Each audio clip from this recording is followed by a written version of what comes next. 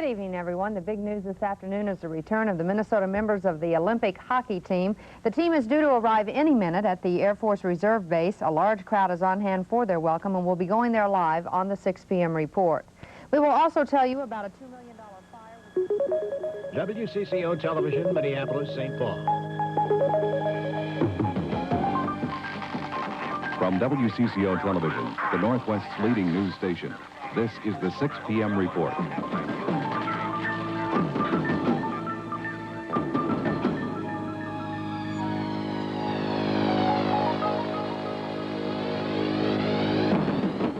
Good evening, everyone. A large crowd has gathered at Twin Cities International Airport for the triumphant return of the Minnesota members of the gold-winning Olympic hockey team. Ralph John Fritz is at the airport. Can you hear me, Ralph? Yes, I can, and believe me, it is deafening out here. The fans have turned out, and I would say we have over 1,000 fans now. They started getting here around 4 o'clock or thereabouts, a couple of hours before the I want to say the University of Minnesota Gopher team, but the US of A hockey team is scheduled to arrive here shortly. As a matter of fact, just a couple of minutes from touchdown, we are told.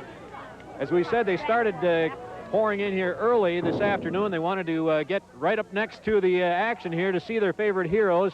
And as someone pointed out just a moment ago, this is the time when you forget about Iran and the Ayatollah and so on, and you think of those hockey heroes who did such a fine job and really did well for the entire nation. And as of this moment, there is no plane in sight, so we're going to turn it back to the studios, and as soon as the team does arrive, we'll be breaking right into the programming. So now back to the main studios. Earlier today, the Olympic hockey team and Eric and Beth Hayden were treated to lunch at the White House. The American team greeted by President Carter. Eric Hayden, the Olympic speed skater, the winner of 5 gold medals, was first up the White House steps, receiving a bear hug from the president and a round of congratulations.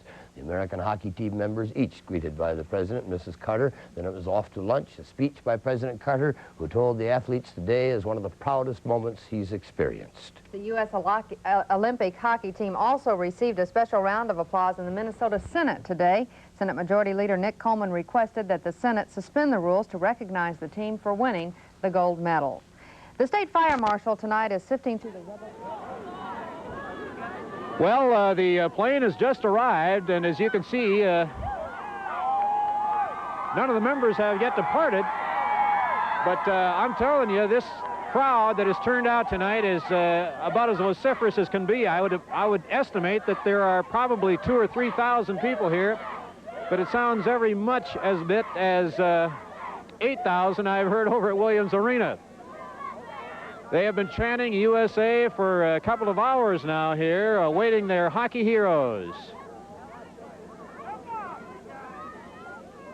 This is a special flight that was commissioned by the President of the United States after the team was in Washington, D.C. Earlier today to meet President Carter. And the spirit, it is just unbelievable, of these Minnesota fans who have turned out here to greet their heroes home. Flags all over the place, banners saying welcome home, we're so proud. And now the ramp is being pushed up. It is approaching the airplane, and in just a couple of minutes, the team that made history will be departing and will be welcome. The pep band is also here from the University of Minnesota.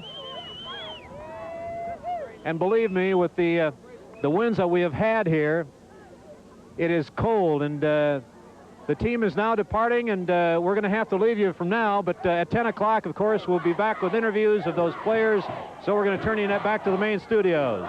The USA Hockey number 1.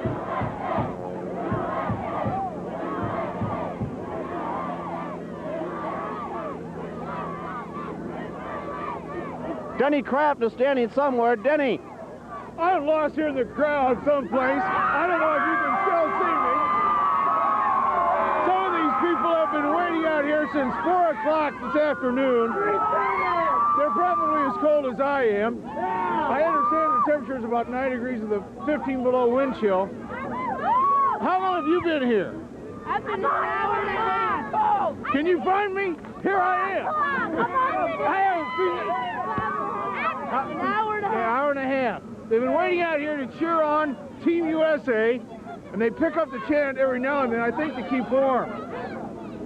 The crowd, I would estimate, is about 500 right now, and growing, it seems, by the minute. And there are flags, as you can see, waving everywhere. How long have you been here? About 2 hours. Just to see the hockey team? Yeah, just to see them. It's worth it. They won the gold, and it never happens, rarely. USA hasn't took it to 1960, and this is only the second time it's happened. You probably can't see this man with the frozen whiskers, but I know he's been here since about 4:30, 4:45. Yeah, that's right. It's worth it, every minute of it. It's something's never going to happen again in my lifetime, probably. Where are they going to find another Herb Brooks to coach a team like this? Or a team like this. Or a team like this, yeah. University of Minnesota at Lake Placid. And North Star's going to get half these guys right here. Pardon me? North Star Christian should be suited up for tomorrow's game, hopefully. And they're going to have, like, Morrow might be on the team pretty quick here, too. In case you couldn't tell, this was all organized until about 5 minutes ago. As soon as the plane landed, the crowd surged forward, and they seem to be very anxious, very anxious to greet this team as they come down. They're trying to say back up, behind the line, behind the ropes, and the cheer goes up again. USA! USA! USA! USA! USA!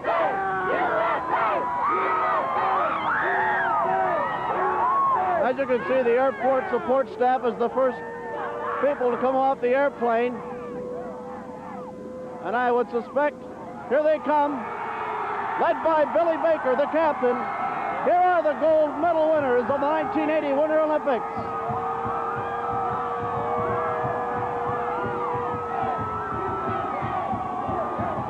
Carrying their flag. United States of America, gold medal winners at Lake Placid, now departing.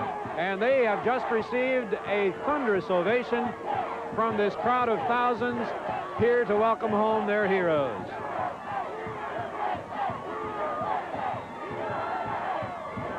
I am standing at a vantage point where I cannot see. I can't see a monitor, I can't see the players, but I'm assuming you're seeing the handshakes and the hugs and the well wishes of players who are being greeted by a number of fans and media personnel as well, who had actually stormed through some of the barriers here that the security forces had put up.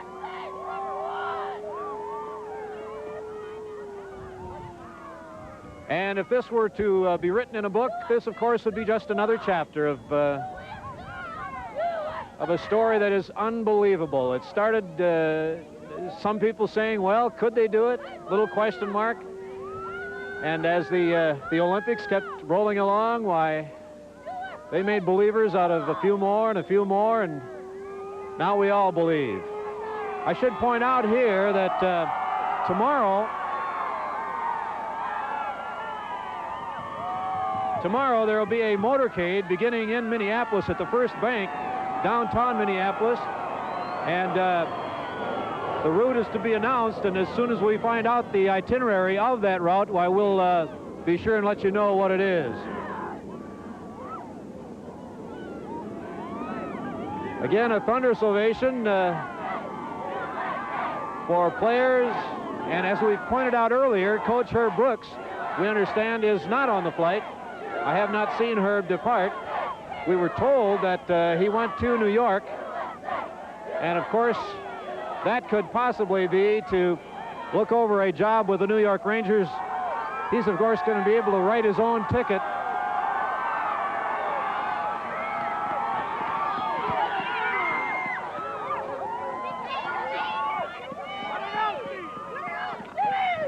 We're going to chat with Steve Kristoff. I didn't recognize you with that hat on, Steve.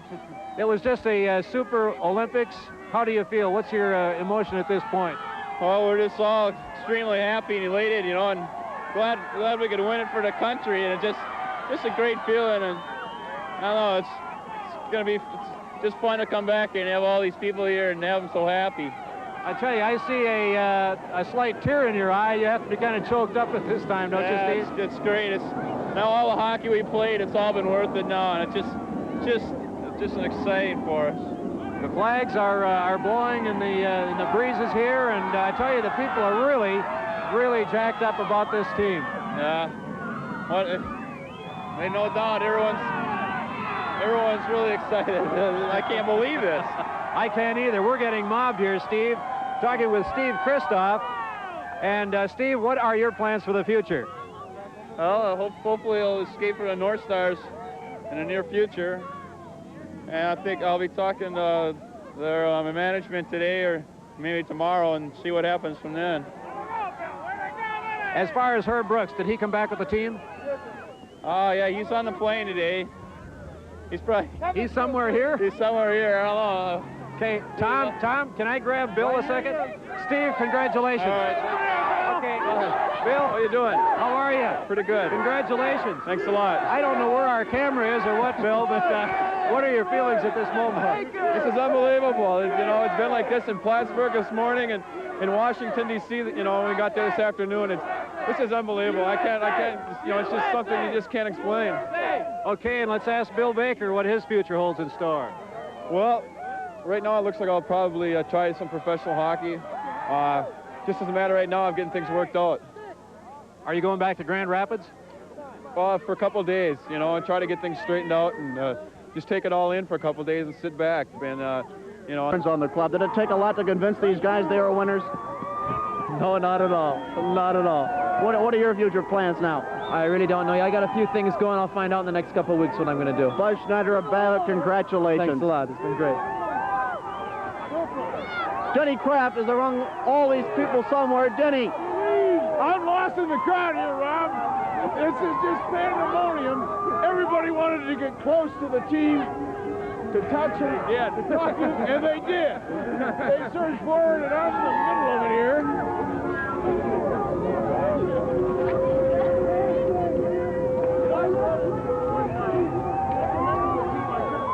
Went over to shake hands, and then everybody couldn't restrain themselves any longer.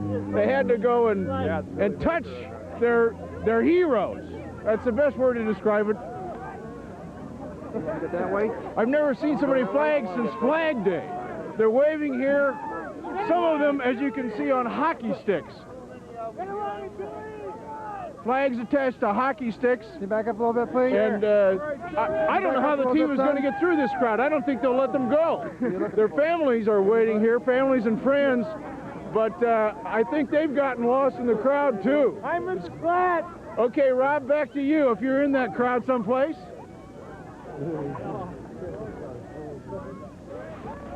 Denny, we're still trying to weed our way through the crowd here to see if we can't get another player to talk to. I see that Bill Baker is trying to make his way down over here.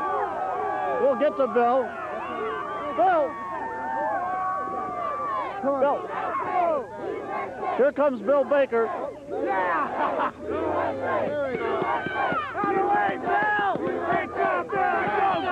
Bill Baker, of course, out of Grand Rapids. Bill, how does it all feel? I don't know. I'm still numb. It's just unbelievable, you know. The reception we've been getting wherever we've landed has just been, you know, just incredible. This is something that you can't explain. You got it all started for the Americans with that tie against the Swedes. Was that a goal that you almost felt in your lifetime you had coming to you? Well, if I ever needed one, that was the time, and I was pretty fortunate. But, you know, hopefully it gave us a little momentum going in the Czechs game, and then you know, after we beat the Czechs, you know, we had enough momentum to get us in the medal round. Congratulations again, Bill. Thanks a lot. So, Bill Baker. Out of Grand Rapids, Minnesota. Go the left. That way.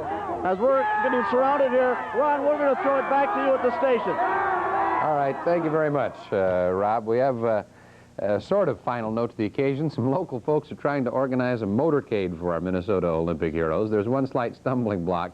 They need, maybe 20 or so convertibles, and there aren't very many of those around anymore. So if you know of a convertible, or if you have one and you'd like to donate it to a motorcade, you're asked to contact Doremus & Company. Phone number is 339-7127. That number again is 339-7127. We'll have a couple of commercials and be right back with the weather.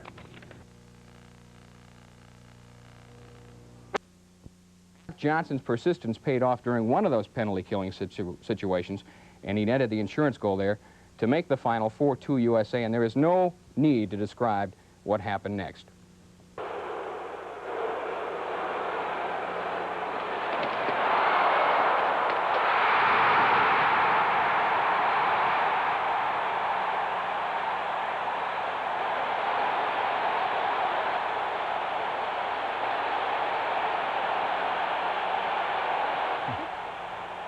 Not much time, that is it. If you think we've gone hockey crazy, well, we with that, we'll say goodnight, everyone. Good night. Motorcade that began in Minneapolis this afternoon and then ended at the state capitol in St. Paul. Thousands of fans lined the streets in both cities to welcome home the Olympic gold medalists, but there was even more enthusiasm at Williams Arena, where the motorcade ended and a pep rally began. Tonight, the hockey players will be the guests at a public dinner at the Registry Hotel in Bloomington. Tom Hanneman will have all the details on today's celebration during Ralph's Sports Report a bit later in our program. Minnesota could only watch and cheer their Olympic hockey team on television. Today, they got the opportunity to express their feelings in person. And express themselves, they did indeed. The 25-car motorcade left downtown Minneapolis carrying U.S. coach Herb Brooks and 6 homegrown heroes. Buzz Schneider of Babbitt, Mike Ramsey of Minneapolis, Rob McClanahan of Mounds View, Dave Christian of Warroad, Steve Janisak of White Bear Lake, and Grand Rapids' own Bill Baker. Hockey fans and folks who had never seen a puck before this month's Winter Games lined the streets from Minneapolis to St. Paul just for a glimpse at one of those athletes and the gold that hung around their necks. It may not have been as massive as New York's ticker tape parades, but what it lacked in size, it more than made up for in enthusiasm. The motorcade rolled slowly but surely through the Twin Cities until it reached the state capitol. There, several hundred fans mobbed the Minnesota contingent, bringing the motorcade to an unscheduled halt. I'm not cold yet. I can drive around and do this all day. To Gina. After the U.S. beat Finland for the gold medal, the Finnish coach commented on the spirit of Team USA. A spirit, he said, one could almost touch. Today, Minnesotans did just that. Tom Hanneman, WCCO Television Sports, reporting. The team is being honored at a dinner at the Registry Hotel in Bloomington. This is a live scene here, and following the meal, several plan to attend tonight's North Stars game against Vancouver at the Sports Center. Last night's 40-point performance, which carried the Conquering Heroes from downtown Minneapolis to the state capitol in St. Paul, came to a halt at Williams Arena, which was home for Coach Herb Brooks and many of the players who helped the University of Minnesota to last year's NCAA championship. 5,000 well-wishers attended the pep rally, and the players headed out for the Registry Hotel in Bloomington, where tonight, in fact right now, they're guests of honor at a dinner sponsored by the Chambers of Commerce from Minneapolis and St. Paul. Proceeds from that dinner will go to the U.S. Olympic Committee. Now, Minnesotans aren't the only ones still celebrating the success of the United States hockey team. Captain Mike Eruzione was given a rousing welcome in Winthrop, Massachusetts today. The population of Winthrop is 25,000. About 20,000 showed up. The fellow who scored the winning goal against the Soviets is easily the most popular man in town.